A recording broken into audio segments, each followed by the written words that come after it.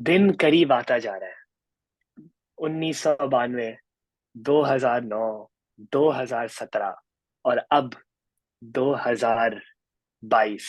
क्या ये भी एक टूर्नामेंट होगा जो पाकिस्तान मेलबर्न क्रिकेट ग्राउंड पे क्या जीतेगी या नहीं जीतेगी? बहुत कम टाइम बाकी है इस मैच के इख्तिताम के लिए। सही बात है। और जैसे जैसे मैच करीब आता जा रहा है मेरी एक्साइटमेंट बढ़ती जा रही है। आई थिंक रोज का हो गया है कि मैं बैठ के या तो हाइलाइट्स देख रहा होता हूँ या कोई गाना सुन रहा होता हूँ, बट फुल मूड बना हुआ है, नॉट जस्ट अस बट पूरी आवाम का। और आज थोड़ा डिस्कस करते हैं कि ग्राउंड होगा एमसीजी का, और क्या पाकिस्तान के लिए फेवरेबल है और क्या पाकिस्तान को देख कर जाना होगा मैच के अंदर। अच्छा, पहली तो ये बात कर रहे थे कि जैसे आपने मेंशन किया कि एमसीजी है। MCG has been, other than Perth, one of the most quick wickets in this world cup. ये स्टैब्लिश कर लेना है पहले तो। बिल्कुल। और एमसीजी वहीं था जब पाकिस्तान इंडिया का मैच हुआ था, जहाँ बिल्कुल। अपफ्रंट मूवमेंट भी थी और जहाँ पेस एंड बाउंस भी है। तो ये एक की फैक्टर होगा मेरे ख्याल से इस मैच में। बिल्कुल सही बात की कि एमसीजी की pitch one of the fastest pitch this tournament रही है, और हम स्ट्रगल भी करे थे अप फ्रंट इंडिया के अगेंस्ट।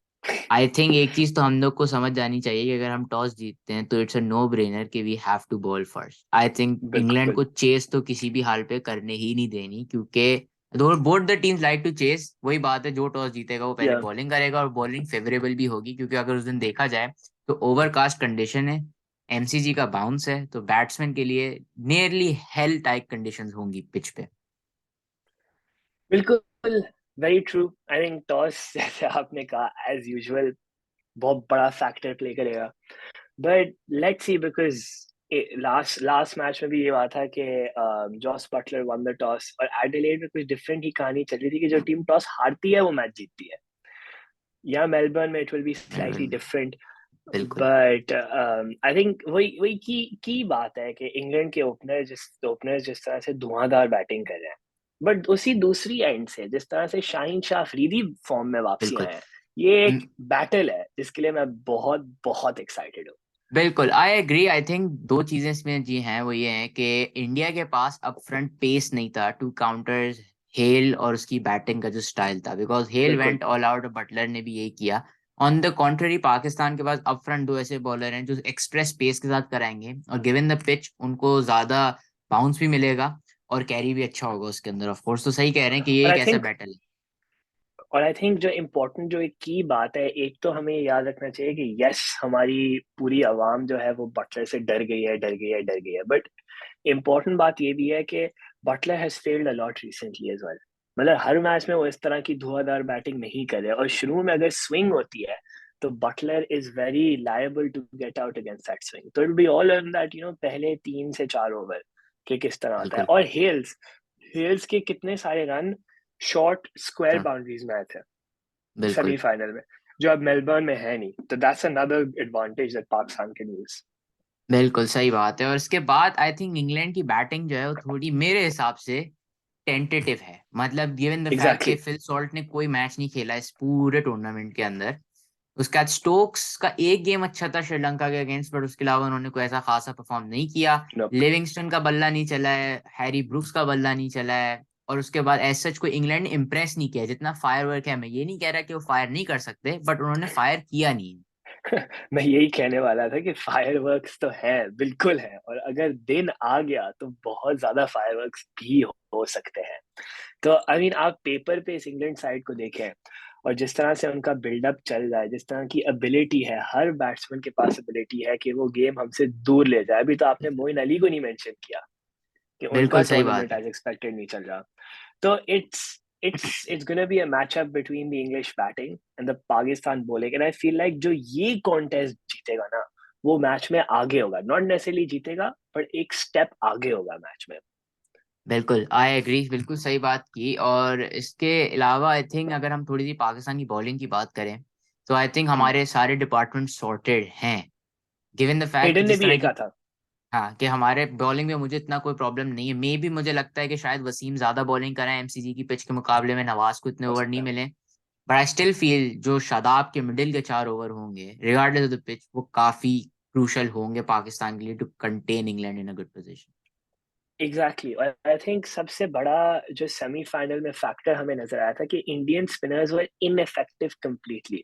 ऐसे लग रहा बिल्कुल है अश्विन को बॉलिंग ही कराना भूल गए, और अक्षर पटेल तो सामने बैट्समैन देके पता नहीं उसको क्या हो गया था कि सिर्फ वो इंडियन विकेट्स पे विकेट ले सकता है, बाहर तो वो ले नहीं सकते। तो वो शादाब की जो की ओवर्स होंगे ना चार बीच में, I think that will once again it's another key matchup कि क्या अगर इंग्लैंड का अच्छा स्टार्ट मिलता है तो can Shadab drag us back, और अगर पाकिस्तान को अच्छा स्टार्ट मिलता है तो can Shadab Shadab. Further enforce it basically. बिल्कुल सही बात है। आई थिंक शादाब के लिए ये भी होगा इम्पोर्टेंट कि अगर आप देखें अक्षर पटेल और अश्विन ने सबसे जो आई थिंक एरर प्रोड्यूस किया अपनी परफॉर्मेंस में, वो ये था कि उन्होंने अपनी स्पिन की स्पीड में बिल्कुल भी वेरिएशन नहीं रखी। अक्षर पटेल की तकरीबन सारी बॉलें लगभग +-1-2 किलोमीटर पर आवर के हिसाब से आगे पीछे ही थी। तो that would also be something that Shadab should look into. Exactly. ये तो हो गई बॉलिंग।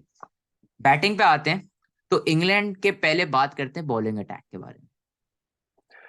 इंग्लैंड का बॉलिंग अटैक सीधी सीधी सी बात है, ऑन पेपर तो कोई मतलब थ्रेटनिंग नहीं लगता। मतलब आप देखें कि उनकी फास्ट बॉलिंग अटैक की अगर आप बात करें तो बेन स्टोक्स ओपनिंग में बॉलिंग कर रहे हैं। अगर बेन हम्म। स्टोक्स आपकी बॉलिंग ओपन कर रहे हैं तो it is a clear sign कि हमें जो है उनको सही से धोना चाहिए शुरू में, because he is not an सही बात ओपनिंग है। Bowler and he is not been as consistent either.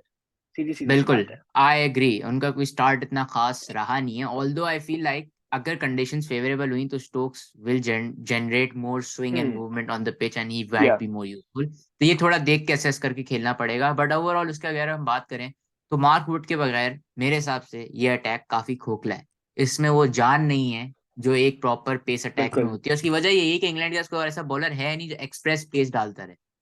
और आई थिंक वही एडवांटेज है कि मेलबर्न की पिच में वो एक्सप्रेस स्पेस जो होगा ना वो बहुत काम आएगा, जो इंग्लैंड के पास मिसिंग है। क्रिस जॉर्डन भी कोई हिट द लेंथ बॉलर नहीं है, बिल्कुल वो सीधा यॉर्कर बॉलर है। आप सैम करन देख लेना, सैम करन की एक है जो स्लोअर बॉल बाउंसर आती है, ऑल्दो वो क्विक नहीं है, वो 125 बॉलर है, 125। पर उनकी स्लोअर बॉल बाउंसर बहुत इफेक्टिव है। एंड क्योंकि लॉन्ग स्क्वायर बाउंड्रीज है, मिड विकेट कवर, तो वो शायद एक पाकिस्तानी बैट्समैन को एक दिमाग में रखना पड़ेगा कि ये सैम करन की आर्मरी में है। बाकी और बिल्कुल फास्ट बॉलर कौन इंग्लैंड का, वोक्स इंग्लैंड के ओपन पास में? करेंगे I think Woakes. Woakes. Woakes. अब मुझे वोक्स से डर लगता है, मैं ऑनेस्ट बताऊं तो। सही बात है, और मुझे खास तौर पे लगता है। हमें तो टाइम नहीं लगता किसी भी बॉलर को बहुत ही बड़ा बनाने के लिए। आई थिंक एक पाकिस्तान को जो चीज का दिमाग में रखना चाहिए वो हम्म, ये है कि थ्रू आउट द नेट जितने भी इन्होंने किए हैं इनको शॉर्ट बॉल की प्रैक्टिस करनी चाहिए। मुझे पर्सनली लगता है कि एमसीजी की पिच पे अगर कोई चीज हमें डरा सकती है, बैकफुट पे डाल सकती है, तो वो प्रॉपर डायरेक्टेड शॉर्ट बॉलिंग होगी। बिल्कुल। और but still I feel like as we said England के पास वो पेस नहीं है, वो अटैक नहीं है, वो फायर नहीं है, as compare to for example the other team. जैसे साउथ अफ्रीका को हमने बिल्कुल खेला, इंडिया का हार्दिक पांड्या हो गया, तो वो अटैक अभी भी उनके पास है नहीं। और वहीं पे ये होगा कि पाकिस्तान की बैटिंग में भी आई फील लाइक सारे ही बॉक्सेस टिकट है अगर हम सोचे तो, थ्रू आउट द सारे टूर्नामेंट। बॉक्सेस टिक्ड हैं, लेकिन फिर हम बात ही नहीं भूल सकते कि at the end of the day है वो पाकिस्तान की बैटिंग। तो हमें ये भी पता है कि हमारी बॉलिंग बैटिंग से काफी ज्यादा रिलायबल है। बैटिंग के बारे में हम फिर भी थोड़ा इफी होते हैं। इसी नोट पे एक चीज डिस्कस करते हैं, दो दो प्रिडिक्शंस करते हैं दोनों about the matches regardless of whether Pakistan और इंग्लैंड। तो तुम स्टार्ट करो पहले। क्या आप पूछेंगे पाकिस्तान जीतेगा या इंग्लैंड? नहीं नहीं, दो प्रिडिक्शंस, कोई भी, जीतने की हम बात नहीं अच्छा, कर रहे। कोई भी हाँ, प्रिडिक्शंस कोई करते भी हैं। Prediction. I feel like Rizwan will play a big innings. Babar Azam will get out early, but Rizwan will play an aggressive inning. मतलब वो सोचे 35 बॉल 50 करेंगे फिर आउट। सही है। और दूसरी? दूसरी प्रिडिक्शन मेरी ये है कि दोनों इंग्लैंड ओपनर्स नहीं चलेंगे, दोनों दोनों इंग्लैंड आउट हो ओपनर्स जाएंगे जल्दी। आउट रहेंगे, चलें जबरदस्त। आपकी क्या आई प्रिडिक्शन है? आई थिंक मैं जाऊंगा on the opposite side of what you said. मुझे लगता है बाबर 50 करेगा एंड रिजवान विल अच्छा। Get out early, probably to Woakes. तो और उसके बाद आई फील बॉलिंग में शाहीन का थ्री फॉर आ रहा है एक और। अच्छा, तो शाइन का थ्री लेट्स पर सी, आ रहा है। शाहीन का थ्री फॉर आ रहा इंटरेस्टिंग। है। अब आई थिंक सबसे इम्पोर्टेंट चीज तो ये है कि जितनी भी हम प्रिडिक्शंस करते रहे अभी तो दुआएं यही चल रही है कि दुआएं। बारिश जो है बिल्कुल सही बात वो है, नहीं अगर हो। बारिश हो गई। हाँ, ये भी बात डिस्कस कर लेते हैं। लेट से बारिश हो गई, वर्स्ट केस सिनेरियो 10 ओवर का मैच हुआ, तो क्या आपको रियलिस्टिकली बिल्कुल लगता है कि पाकिस्तान का चांस होगा 10 ओवर के मैच में?